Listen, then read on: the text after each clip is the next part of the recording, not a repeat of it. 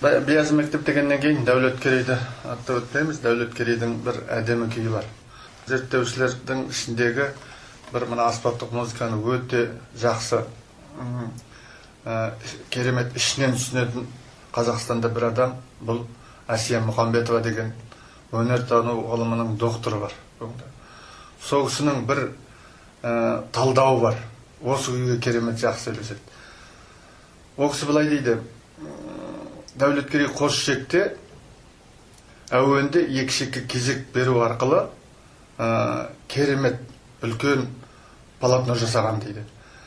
Ол былай, бірінші шегі, жоғарғы шегі дейді, қазіргі мына технократтық заман бәрін басып жаншып тапап, жолшыбайдың бәрін қырып жойып келе жатқан осы заманды көрсетеді. Екінші шегі, төменгі шегі, қайтсем осы дәстүрді сақтап қалам деген, қайтсем осы мынандай тапап жаншып жатқан нәрсені, өнерді, ұлттық нәрсені құтқарып қалам деп бебеулейді дейді. Керемет теңеу ғой. Соны Дәулеткерей сол кезден бастап соны осыны екі шекке әуенді кезек беру арқылы соны үйлестіріп кеткен ғой.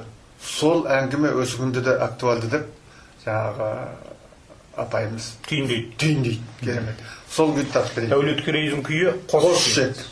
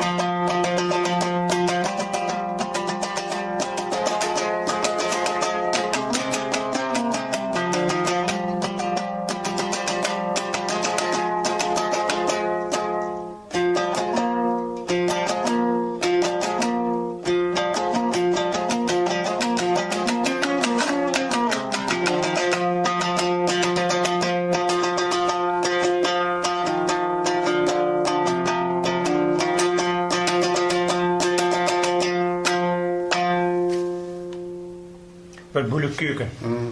Осындай күй.